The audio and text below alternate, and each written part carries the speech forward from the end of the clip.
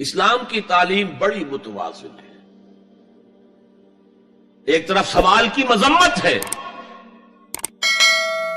مت اپنا دستے سوال دراز کرو کسی کے سامنے. جو شخص ہاتھ پھیلاتا ہے مانگنے کے لیے وہ اپنی عزت نفس کو ہتھیلی پر رکھ کر آپ کے سامنے پیش کر رہا ہے، اور آپ ٹھوکر مار دیتے ہیں اس کی عزت نفس. مانگو اللہ سے، اللہ کسی کے دل میں ڈالے تمہاری ضرورت پوری کر سکتا ہے، بغیر اس کے کہ تم کسی کے سامنے دستے سوال دراز کرو.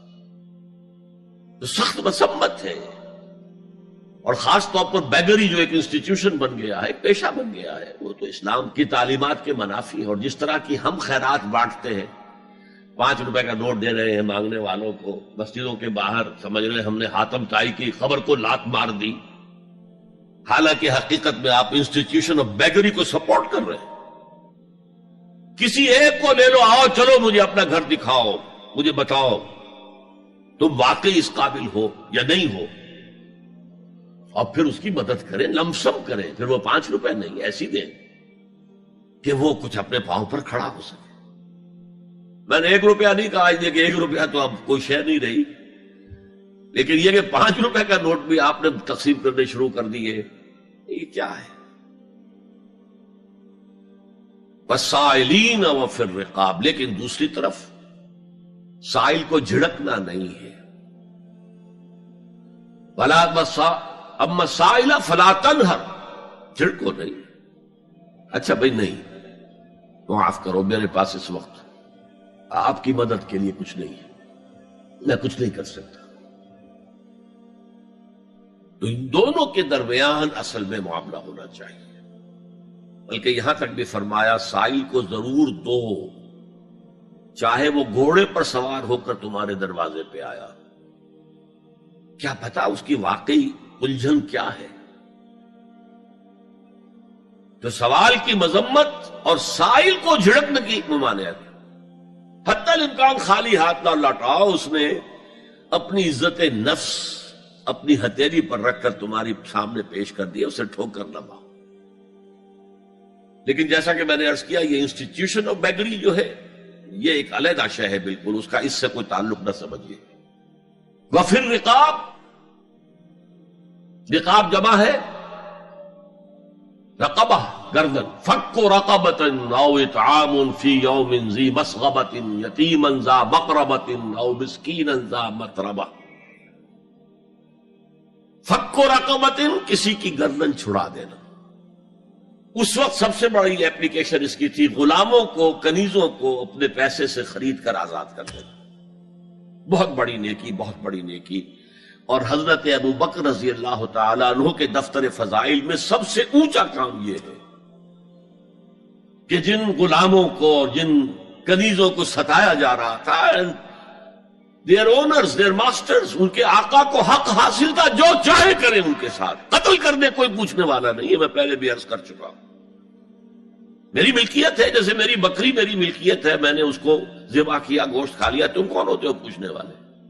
میرا غلام تھا، میں نے قتل کر دیا، تم کون ہو پوچھنے والے؟ ان کو حضرت ابو بکر نے خرید کر آزاد کیا اور منہ مانگے دام دیے. حضرت بلال کے لیے امیہ ابن خلف نے اتنی بڑی رقم مانگی، حضرت ابو بکر کا ٹھیک ہے لو. باپ نے کہا بھی ابو قحافہ نے، ابو بکر کو کوئی غلام خریدنا ہی تھا تو کوئی طاقتور آدمی جو کام آ سکے کہیں، اس کو خریدنا چاہیے. انہیں کیا پتا ابو بکر کس لیے خرید رہا اور کس کے لیے خرید رہا. آج کے دور میں اس کی اپلیکیشن ہوگی. کوئی شخص جو ہے اگر قرض میں اس طرح جکڑا جائے کہ لاکھ ہاتھ پاؤں مارے نکل نہیں سکتا، اس کو کوئی لمپ سم مدد دے کر اس قابل کیا جائے کہ وہ پھر اپنے پاؤں پر کھڑا ہو جائے. یہ نہیں کہ اسے آپ ہر مہینے کچھ رقم دیتے رہے مینٹیننس کے لیے، نہیں. اس سے تو وہ اسی پوزیشن میں رہے گا. یہ بعض مائنورٹی کمیونٹیز کے اندر یہ معاملہ موجود ہے. کوئی بھائی اگر گر گیا ہے کاروبار میں تو اس کی پھر ایسی مدد کی جائے کہ وہ پھر آپ کی صف میں آ کر کھڑا ہو جائے. Respectable members of your community, وہ اس شکل میں پہنچ جائے. یہ بھی فک و رقبتن اس کی ذیل میں آج کل آئے گا. اب اس کے بعد آیا وَأَقَامَ الصَّلَاةَ وَآتَى الزَّكَاةَ. یہ دو کیا ہیں؟ یہ عبادات کی شکل میں دو ستون ہیں جو ان دو چیزوں کو سپورٹ کرتے ہیں جو اب تک بیان ہوئی ہیں. ایمان کو تازہ رکھنے کے لیے نماز قائم کرو. ہر نماز ایمان کی تجدید ہے. اقیم الصلاۃ لذکری، نماز قائم کرو میری یاد کے لیے. اپنا عہد اللہ کے ساتھ تازہ کرو. ایاک نعبد و ایاک نستعین، اے اللہ ہم تیری ہی بندگی کرتے ہیں اور کرتے رہیں گے، تجھ ہی سے مدد مانگتے ہیں اور مانگتے رہیں گے. اپنے اس عہد بندگی کو تازہ کرو، ایمان کو تازہ کرو. الحمدللہ رب العالمین الرحمن الرحیم. ایمان باللہ تازہ ہوا نا. مالک یوم الدین، ایمان بالآخرہ تازہ ہو گیا نا. یہ ہے ایمان کو قائم رکھنے کے لیے، نیکی کی اس روح کو برقرار رکھنے کے لیے اللہ تعالی کی طرف سے یہ ستون ہے. الصلاۃ عماد الدین، دین کا ستون ہے یہ نماز. اس بحث میں اس کا مقصد کیا ہے وہ میں نے بیان کر دیا. بعد میں کیوں آ رہا ہے؟ یعنی کہ اصل شے ہے ایمان، اور ایمان کو سپورٹ کرنے والا ستون ہے نماز. عملی نیکی میں اصل شے ہے ہمدردی، ہمدردی میں مال خرچ کرنا، اور اس کے لیے ستون ہے زکوٰۃ. کم سے کم یہ 2.5% تو نکالو. بوتل کا کارک تو کھل جائے، پھر اور بھی دو اور بھی دو اور بھی دو. یہ تو obligatory ہے، یہ تو فرض ہے، یہ تو لازم ہے. لیکن مقصد کیا ہے؟ اس کو جو سمجھ لیا بس یہی زکوٰۃ ہی ہمارے ذمے میں ہے، وہ بڑے مغالطے میں. حضور نے فرمایا صلی اللہ علیہ وسلم ان فی المال حقا سوى الزکوٰۃ. اے مسلمانوں یہ نہ سمجھنا کہ بس زکوٰۃ ادا کر دی تو تمہارے مال کا سارا حق ادا ہو گیا. ان فی المال حقا سوى الزکوٰۃ، تمہارے اموال میں حق ہے اللہ کا زکوٰۃ کے علاوہ بھی. اور پھر آپ نے یہ آیت پڑھی وَآتَى الْمَالَ عَلَىٰ حُبِّهِ ذَوِي الْقُرْبَىٰ وَالْيَتَامَىٰ وَالْمَسَاكِينَ وَابْنَ السَّبِيلِ وَالسَّائِلِينَ وَفِي الرِّقَابِ وَأَقَامَ الصَّلَاةَ وَآتَى الزَّكَاةَ. یہاں آتا زکوٰۃ تو ہے ہی ہے، اس سے پہلے جو آ رہا ہے یہ سرپلس ہے، اس سے آگے کی بات ہے، یہ ایڈیشنل ہے. اسی لیے جب انفقوا انفقوا انفقوا انفقوا انفقوا کی جو تکرار ہوتی ہے قرآن مجید میں، تو ایک جگہ پھر سوال کیا صحابہ نے کتنا خرچ کرے حضور؟ فرمایا قل العفو، کہہ دو جو بھی ضرورت سے زائد دے ڈالو. Don't accumulate, don't retain any thing.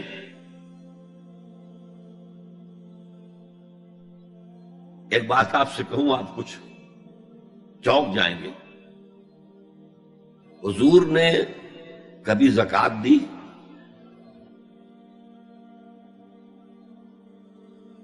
کبھی نصاب کے بقدر پیسہ آپ کے پاس جمع ہوا کہ آپ پر زکوٰۃ واجب ہوتی؟ ایسی عجیب بات ہے.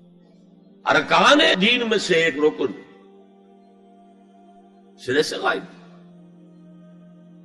کبھی آپ نے مال رکھا ہی نہیں. حضور کا اسوہ ہم جانتے ہیں، مسواک کر لی ہے، پانچے جو ہے ٹخنے سے اوپر کر لیے ہیں، یہ اسوہ ہے. ہاں ہے، یہ بھی ہے، ٹھیک ہے، سنت ہے. اسوہ تو یہ ہے. اور صرف آپ کا نہیں، جنہیں ہم کہتے فقراء صحابہ، ابو ہریرہ، ابو ذر، سلمان فارسی، علی رضی اللہ تعالی عنہ اجمعین، یہ فقراء صحابہ میں سے تھے. کبھی کچھ نہیں رکھا اپنے پاس. میں نے بتایا تھا آپ کو شاید کہ حضرت علی کی جب شادی ہو رہی تھی حضرت فاطمہ سے کوئی مکان تھا ہی نہیں، کہاں لے کے جائیں؟ ایک انصاری نے ایک حجرہ دیا ہے اپنے مکان کا، اس میں حضرت فاطمہ ودا ہو کر گئی. He didn't have any home. ابو ذر وہ تو دوسری انتہا کو چلے گئے تھے. قانون یہی ہے، حلال سے کماؤ، اگر ایک حد سے آگے بڑھ جائے تو زکات دے دو، باقی تمہارے اختیار میں ہے، دینا چاہو دو، نہ دینا چاہو رکھو اپنے پاس. قانون اس سے زیادہ آپ کو پابند نہیں کرے گا. کبھی بھی آپ نے جبر نہیں کیا، ایمرجنسی میں بھی جبر نہیں کیا. ایک واقعہ آتا ہے کہ حضور کو کئی وقت کا فاقہ تھا. تھوڑی دیر کے بعد حضرت ابو بکر آئے، آپ نے چہرے سے پہچان لیا کہ فاقے سے. پھر حضرت عمر آئے، پہچان لیا کہ فاقے سے. شاید حضور خود اپنے لیے نہ اٹھتے نہ جاتے، اپنے دونوں ساتھیوں کو لے کر ایک انصاری کے باغ میں پہنچ گئے. انصاری کی عید ہو گئی، فوراً لا کر اس نے کچھ کھجوریں کچھ انگوروں کے گوشے رکھے. اس کے بعد وہ دوڑا چھری لے کر کسی جانور کو ذبح کرنے کے لیے. یہ ساری تفصیلیں میں کیا بتا رہا ہوں. نال یہ نہیں تھا کہ مدینے میں سبھی فاقے سے تھے، موجود تھے جن کے پاس مال تھا، لیکن جبرن آپ نے کسی سے کچھ نہیں لیا. جب وہ چھری لے کر چلا، فرمایا دیکھنا کسی دودھ والے جانور کو نہ ذبح کرنا. بہرحال کچھ دیر کے بعد وہ گوشت پکا کر لایا، روٹیاں رکھی. اس کے بعد حضور نے ایک روٹی پر چند بوٹیاں رکھ کر کہا یہ عائشہ کو دے آؤ، اسے بھی کئی وقت کا فاقہ ہے. اور پھر حضرت عمر کی طرف رخ کر کے کہا عمر یہ ہے وہ نعمتیں جس کا حساب دینا پڑے گا اللہ کے ہاں. وَأَمَّا بِنِعْمَةِ رَبِّكَ فَحَدِّثْ، اور یہ جو فرمایا گیا الْهَاكُمُ التَّكَاثُرُ میں نعمتوں کا حساب لیا جائے. وَلَا تُسْأَلُنَّ يَوْمَئِذٍ عَنِ النَّعِيمِ، فرمایا یہ نعمتیں ہیں. یہ ہے اصل میں انفاق کا معاملہ. آپ کے اس پر چھوڑ دیا گیا ہے. جتنا بھی آپ میں جذبہ ہے، جتنا بھی آخرت کا یقین ہے، اتنا ہی آپ پسند کریں گے کہ آخرت کے بینک میں جمع کرائیں، یہاں کے بینکوں میں کیوں جمع کرائیں. یہاں کتنا دے دیں گے آپ کو؟ 10%، 20%. وہاں 700% ملتا ہے. 700% نہیں، 7,000، 700 گنا.